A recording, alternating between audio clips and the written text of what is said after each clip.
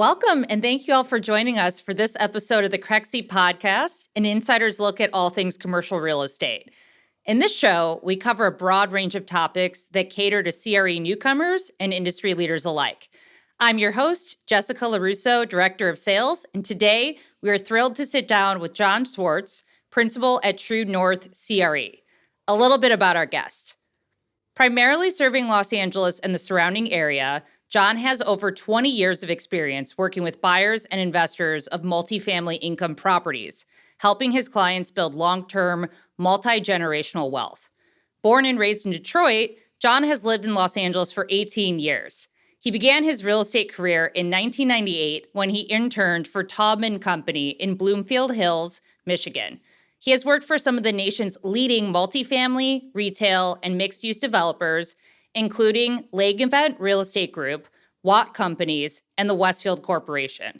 In 2010, he became a California licensed broker and since has earned many industry awards and recognitions, including the West Region Producer of the Year at Transwestern in 2018 and 2019, and the West Region Deal of the Year at Transwestern from 2017 to 2019. In addition to his extensive background as a real estate agent, he received a Bachelor's of Arts from Michigan State University and a Master of Science in Finance from Walsh College. As a top-notch real estate broker, John has acquired and disposed of over $1 billion of real estate over his career. And in addition to his real estate business, John likes to stay incredibly active. He currently lives in Los Angeles with his wife, Medria. When he isn't conducting real estate transactions, you can find John cycling in the Santa Monica Mountains, exploring museums, and traveling. His passions include architecture, design, and community advocacy. John, welcome to the podcast. Well, thank you for having me, and thank you for the wonderful introduction. Yeah, I mean, look, I know we just covered a lot about your background, but I'd love to dive right in briefly to hear more about your career path and the lessons that you've learned along the way. So let's kind of start at the beginning. Tell us about where you're from. You're from Detroit, and really, how did you get started in commercial real estate? Yeah, so it all started, back when I was getting my master's degree, and at the time, I didn't really have an idea. I wanted to be a stockbroker or financial planner, if you will. And along came an internship opportunity for a company called the Taubman Company, which I wasn't too familiar with. But my father, he's like, "Whoa, you should take that." He knew a lot of people. It was a phenomenal company. I'm like, all right, I'll give it a try. And next thing you know, just started helping out as an intern doing the specialty leasing with kiosk and leasing agents, touring shopping centers around Michigan and the Midwest, and just worked with a lot of great people. And it was a lot of fun. And, the company is known for having employees stay for 15, 20 plus years, which is almost unheard of. But nonetheless, Wow. I loved it. And so, fast forward, finished up my master's degree, decided to become a ski bum for a season in Park City, Utah with my brother, and realized, Nice. okay, selling skis and, ski equipment at Park City Mountain wasn't going to cut it and needed to finally, get back into it and get a quote unquote real job, if you will. And so next thing you know, I went back to the Taubman Company and became a financial analyst there and Oh, wow. learning. Okay. Yeah, it was great. So learning how to underwrite regional shopping centers, Mm-hmm. doing the development analysis, and then, learning how to get acquisition loans and construction loans and permanent financing. So it was really a full, well-rounded gamut of financial analysis, which is a great foundation to start off a real estate career on. Absolutely. So, let's kind of talk about that shape of your career path. Like, how did you transition from more of the analyst side to being more of the real estate, salesperson, broker? And did you have any mentors along the way that helped shape that path? Well, I had some great mentors at the Taubman Company, my Hmm. boss and his boss as well.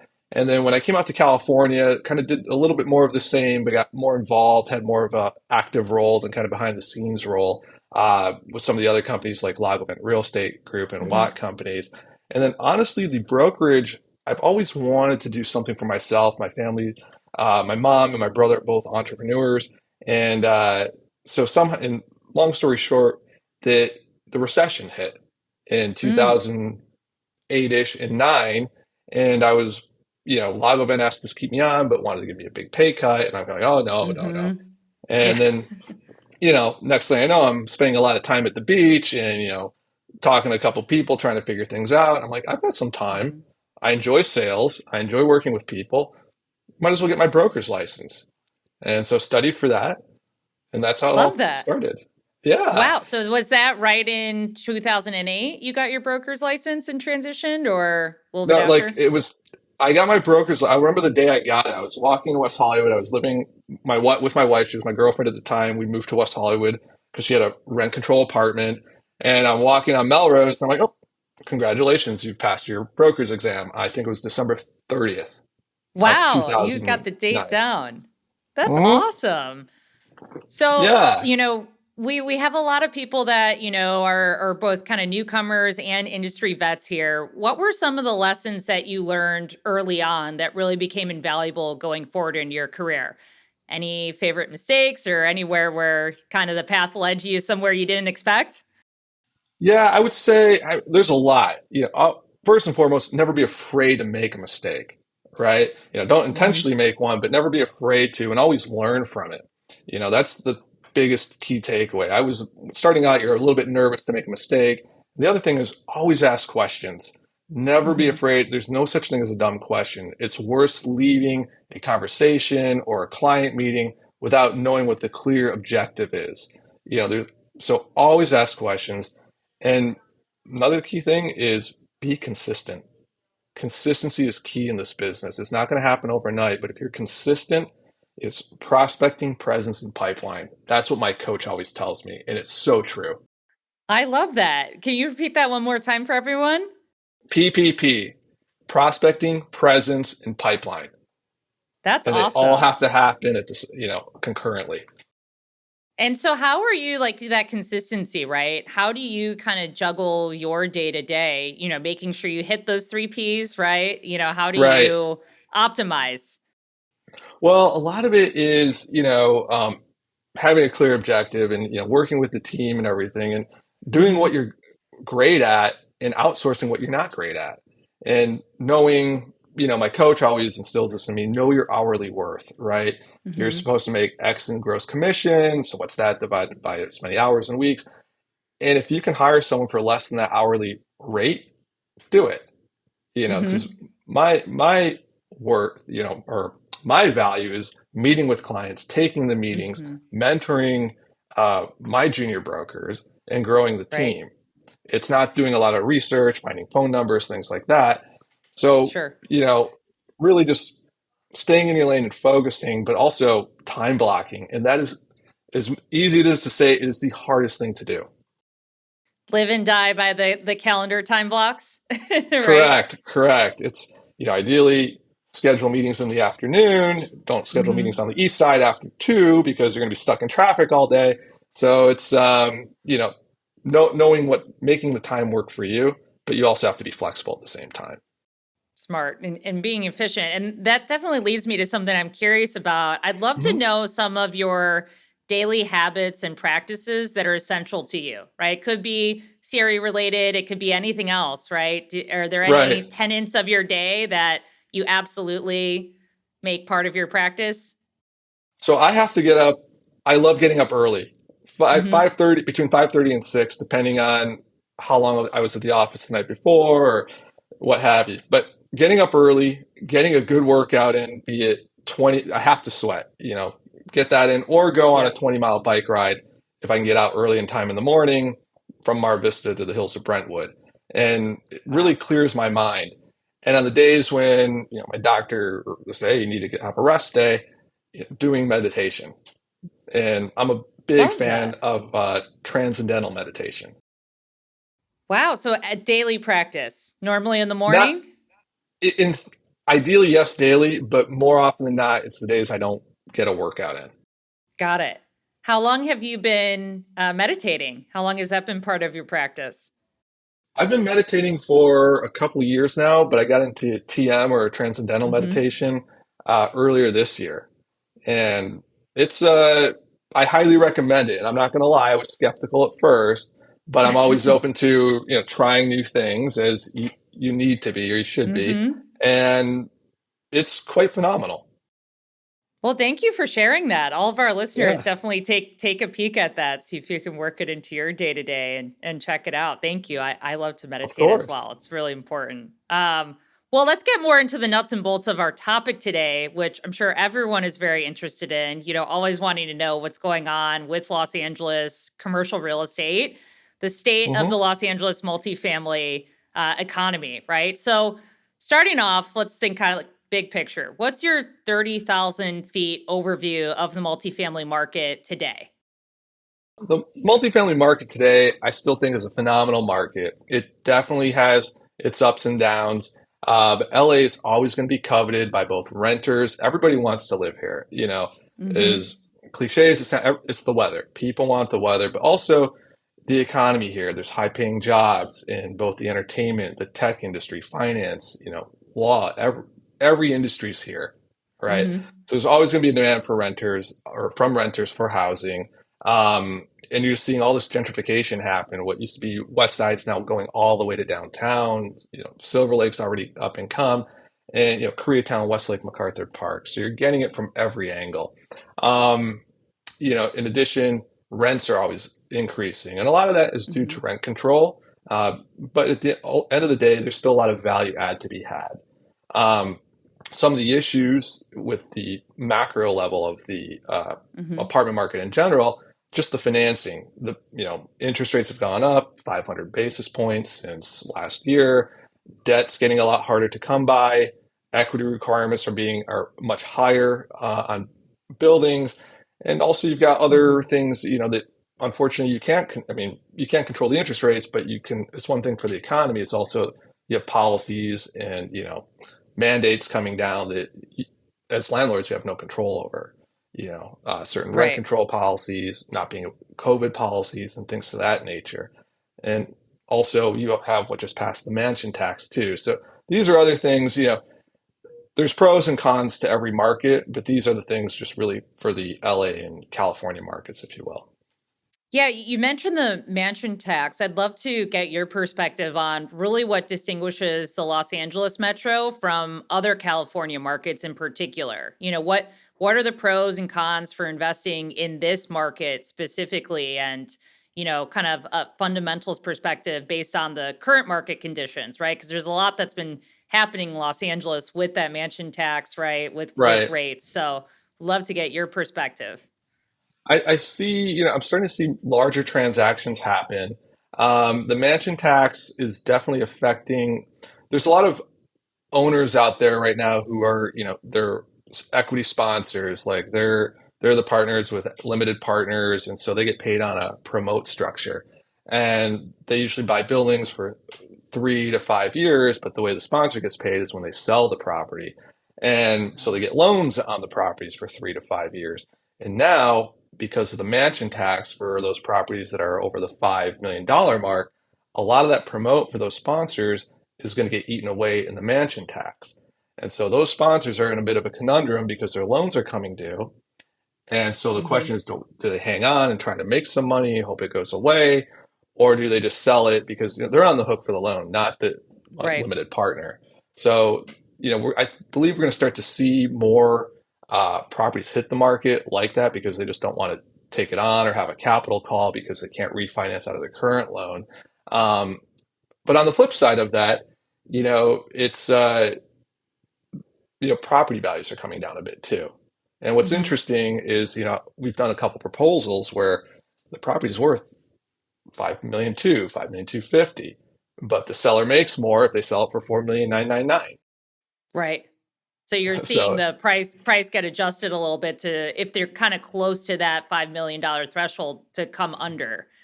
right, right. And I mean, I guess the one benefit of that is that you get multiple offers in that situation. So the likelihood of the first buyer backing out, there's someone behind them to pick it up, if you will. Hmm. So. That's really great insight. So how have you seen this market, the multifamily market in Los Angeles really evolve over the last 5 to 10 years? Well, it's gotten better pricing wise, rent wise. A lot of the metrics have been phenomenal. Um, And so that's great. And there's always been a demand in a lot of new development happening. Rents getting beyond what the rent growth's been astronomical, probably best Hmm. in the nation, maybe, aside from maybe New York or something, like big area metros. But ultimately, as time has progressed, it's, as great as it is, it's definitely one of the more regulated markets, right? Hmm. And those regulations, be them good or bad, for owners and developers, it's causing, you're starting to see a lot of people, they still want to be here, but the buyer pool is starting to shrink a bit. And a Hmm. lot of our clients, if they want to stay in state, they're moving to Orange County or San Diego County. And if they're going out of state, they're going to the usual suspects, Texas, Florida, Utah, Colorado, and things, Got it. states like that. Yeah, so you mentioned kind of, the regulation, right? How are you seeing, the changing laws impact on development for multifamily? Because, there's obviously a housing shortage here in Los Angeles Right. Metro. What have you been seeing when it comes to development?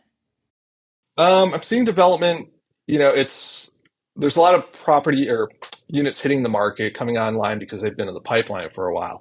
But that Hmm. pipeline's starting to dry up because of these regulations, SBA having to build a lot of affordable, not to mention Hmm. with the rising borrowing costs of the construction loans and the cash out refis, construction costs have skyrocketed. Hmm. So what people could have paid, back in the day, the land's not worth as much as it once was. And also time frames have taken a lot longer. I've got a lot of developer clients, and I think that's, you know, they're shortening a bit, but I've had developer clients where a building should have been 18 months and it's been 2.5 years Wow. because the C of O has taken a while. And, that's COVID related, but also people at the Hmm. city, different inspectors coming out. And, um, but uh, it, the thing I love about LA is Hmm. time heals, right? So if Yep. you're looking to make a quick buck, those days I think have come and gone. They may come back, but if you're in it for the long term, I don't think you can go wrong. I love that. And so when you're advising your clients, right, what Mhm. are kind of the long-term upsides, current obstacles, right? What are you telling them to kind of look out for today? Well, today, you know, it's an ever-changing landscape, right? Hmm. But today to look out for, if you know the game, you've been in it for a while, and you're a value add player, and you know the kind of buyout process and what renovations work and what don't, then yeah, the value add all day long makes sense. It's getting a little harder to work with tenants because of all the mandates and other things taking place for Hmm. tenants. But nonetheless, those buyers are still there, and Right. they're doing great. But at the end of the day, because interest rates have gone up and everything, they still can't pay what they once were. But for new clients, and we have a lot of new clients wanting to get into the game, I'm suggesting, because they don't have the appetite, they work a day job, and so it's Hmm. hard to. You really got to be on top of all your projects here, no matter what, be it a value add development or what have you. But for the clients that want to get in, get a decent return, really need that depreciation to offset their current income, which we're seeing a lot of these days, we're recommending more of the newer product type, like the 4 to 6 Hmm. units, West Adams area, mid city, and they're going at decent cap rates, but there's not a lot of risk involved with those, and they lease up pretty Yeah. quickly. They work, I don't like saying the word triple net, but they're very turnkey, very easy to manage, if you want to self manage or hire a management company to do so. And they're not subject to a lot of these regulations that the older buildings are. Yeah, that makes a lot of sense. West Adams has grown like crazy. Wow, all the development going on there and the flips. Yeah. It's pretty wild to see. What I other was out neighborhoods? So there. you mentioned West Adams. I'm curious to know what other neighborhoods you're kind of seeing across the LA metro that are a good opportunity. Yeah, West Adams is a great opportunity right now. I'm liking USC, the USC University Park area, but one of my favorite areas is the Palms area, Palms and Mar Vista. I just still Hmm. believe there's a lot of untapped potential, being right by Culver City in the Silicon Beach neighborhood without the Venice pricing. There's a lot of potential there. I would say Palms would Love be it. my favorite market right now.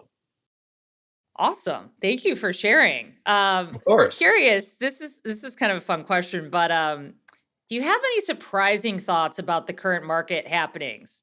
Maybe something that might be different than what we've been hearing, in the media. Your own personal opinion. Um, well, my own personal opinion about what's happening in the current market. Yeah, surprising thoughts, not really, but it's like I tell everybody, it's one thing to have the economy have an effect on your value. It's a whole other thing for public policy to have an effect on your Hmm. property value. And that's something that everyone needs to be aware of and stay on top of. But one thing that I do find interesting, is that a lot of the clients I talk with who are thinking of selling, even their like rent control buildings and some Hmm. non-rent control, is that they don't understand that having vacant units adds more value to the property than having them occupied. Oh, And I've seen in some cases that on the low end be really? 30,000, on the high end up to 120 to $150,000 of Wow. value. Yes, Just by having some vacant units.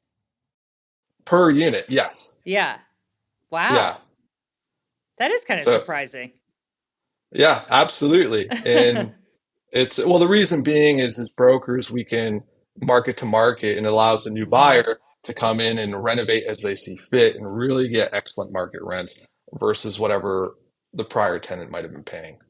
That makes a lot of sense. That's a really good tip. Thank you. So, I mean, you've been working this market a very long time with all of this market knowledge in mind. We'd love to tap into some career expertise regarding what some of the younger brokers or investors can take away from the conversation. So, to provide a little context, what is True North CRE? How did you get it started? Where's the company at today? So True North CRE has always been a dream of mine to start. It's been a dream of mine to build a team with great people, that's about everyone involved. It's not myself. It's not just the Hmm. brokers. It's us. It's people like yourself at Crexi, escrow officers, administrative staff, everyone involved in the entire process. And the Hmm. whole thing about True North is knowing your true calling in life and your moral compass. We all have to we want to do the best, everything with great intentions. And the thing I love about it is, I learned my dad was a professor of geography and urban planning back at Wayne Oh, State in Michigan. And it's given me the opportunity, to bring on a couple junior brokers and train them and mentor them. Every week we have something called office hours. So if there's a topic you want to discuss, come on in. It's from 4 o'clock to 5 o'clock on a Thursday afternoon. Or you love want to do a that. cold calling session, let's do it. The goal is to bring everybody up and eventually have the junior brokers run the show. I mean, that's so important, right? Continually to be training and improving on Right. them. So that's clearly something that sets you apart from, the competition. Is there anything else you're doing with True North CRE that kind of stands out? Well, we're all about promotion. We work, and so True North CRE, we are based in Beverly Hills, and we are under the Compass umbrella. So I'm sure a Hmm. lot of people have heard of Compass. It's the largest residential brokerage in the nation. It's a multi-billion-dollar market cap company, and we're very fortunate to have those resources behind us and the support behind us. And it's great. We work with, my office is full of 80% residential brokers, another 20% commercial, but it's those residential brokers that, they're selling the houses in Brentwood. Well, their clients that can afford those houses in Brentwood Hmm. because they own multifamily. So Right. there's really a lot of collaboration here. And I've got to give a shout out to my coach, Rob Powell at the Mossimo Group. He's the one that kept on saying, John, you know your true north on every coaching call. And I'm like, that really stuck with me. And so that's how the name True North came about. I love the name. That's an awesome name. Great. Thank you. Really taps into it. Yeah.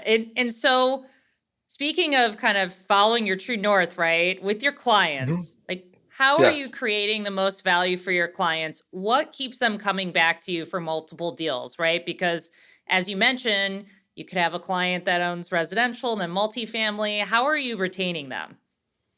So we're always checking in with them, clients we've sold properties to, knowing what they're doing. Hey, how are things going with the renovations? Offering rent surveys, but really just checking in, meeting up for drinks or going out to lunch, every Hmm. quarter. There's always follow up. It's not, hey, we close a sale, okay, on to the next. we always want to keep checking in with them and see if there's any other Hmm. services we can offer or refer out to. And that's why, and the other thing too is we're truthful. We don't sit here to try to buy listings or overprice or overinflate. And yet, like every brokerage, we have had our price reductions. I'm not going to say we haven't, but Sure. ultimately, it's about being truthful to the client and truthful to ourselves, and that way everybody benefits. Managing expectations, it sounds like you're, Exactly. Exactly. especially as the market's changing as quickly as it is really important, right? Yeah, I mean, we've had a lot of tough calls lately, but it's the thing I love is we evolve with our relationships with our clients. They don't just become clients, they become friends. And so that adds a whole nother level onto it, which is phenomenal, but another level of trust. But also adds a little bit of level of stress because you want to do right by your friends and your clients. And that's how we treat everybody. Speaking of transactions and your clients, was there a favorite ever transaction you had about your career or something that made it really truly unique? Yeah, there's a couple, and some of the transactions is kind of in the intro. I love architecture and I love selling beautiful buildings. I just love helping people make wealth and Hmm. accomplishing their financial objectives. But of the buildings, there's three that stand out. They're not the largest ones I've sold, but they're some of the most phenomenal buildings I've sold. There's one on Caswell. If you're familiar with Mar Vista, it's a beautiful building, full glass facade, and just that whole transaction. Just I wound up becoming good friends with the buyer and all his partners, and we hang out now. That it's not just the building, but it's the Nice. transaction, the people involved. The Of other course. one, the other two, interesting enough, was a building I used to live in Santa Oh, Monica. wow. What Yeah. an amazing opportunity to sell the building you lived in. Yeah, it was Wild. very interesting going back because all the tenants were still there. Like, what are you doing here? I'm like, the building's for sale. And so, Wow. and in that, I met another friend and client whose building I'm now selling. And you've probably seen it on Crexi. It's hard not to miss, but it's the one with the graffiti wall in Oh, Venice. yeah. Oh, wow. And you Yeah, met them through selling the building that you lived in Santa Monica. he was my neighbor Oh, across, literally across the hall, and we'd have our doors open. We'd just chat, and he turned out he owns his own architecture firm in Long Beach, and he did small lots, and we kept on talking, and uh, you know, started consulting him on rents and everything over there, and he's like, "All right, let's move this." And so, wow. Small world. Definitely go check out that listing on Crexi. It's a beautiful property. thank you, Very and that familiar is with a it. very exciting building. I love that property. Awesome. Wow. I can't, that's amazing. Clients everywhere, right? You never know. It's a kind of interesting circle for all three of those deals because the owner of the Stanford building, his son owned the Caswell building, and then the owner of Melrose is now my architect. I'm a client of his. So Keeping it all related. yeah, I love yeah. that. So switching gears a little bit, given your background and expertise, I'm sure that listeners are really curious about some answers you have to a few rapid fire questions. So Okay, am I free to throw a few your way? go for it. Awesome. Okay, so if you were given $50 million today and you had to invest it immediately, what's your go-to asset, location, and why? Multifamily in Midwest, Chicago, Detroit, Milwaukee, and Columbus, Ohio. And why? Midwest. Because Yeah. yeah, I love the Midwest. I think there's great opportunity out there. You're not going to get the appreciation, but I'm a strong believer in cash flow. And you can get excellent yields in very stable markets with pretty good rent growth. Love that. You got that one down. Okay. Oh, Favorite yeah. tool or software that you use daily on the job? And I promise this is not a trick question. Crexi. No, actually, you guys are awesome. My favorite tool that I use, and I think every broker, this is one thing I wish I did when I started, get a CRM. Hmm. I live and die in my CRM. What CRM are you using today? I Do you have a few use suggestions that you would recommend to a broker kind of getting started or? you need to see what works. Some of these Mhm. are so robust and everything, and for what I do for multifamily, you don't need, 100 different fields. It's really just something to help you follow up, be able to email from, and keep Hmm. track of. There's some, that are really toned down. There's no perfect fit. It's just Hmm. what are you going to use and how often are you going to use it, and are you going to use it? That So makes the easier it sense. is to use, the better it is, in my opinion. I'm not a very tech savvy person, so if I got to click around to find it, something it doesn't work for me. That makes a lot of sense. Perfect. Well, as we wrap up, are there any parting words you'd like to share with our audience? It's I think given the multifamily market and real estate market these days, there's definitely some turmoil. But right now, kind of like back in the day during the Great Recession, a lot of people wish they bought then. I think if you buy now and you're in it for the long term, you are going to make a mint 5 to 10 years down the road. Time heals in real estate. Love that. Thank you so much. And thank you everyone for joining us. And John, thank you for sharing your insights. I know you're very busy. We really appreciate your time and spending that time to sit down and chat with us. So, where can our listeners find you online if they want to get in touch? So there's a couple places. You can find me on LinkedIn. You can find my website or our team website, www.truenorthcrela.com. And Instagram, I'm not a big Instagram person, but we have someone doing it for us.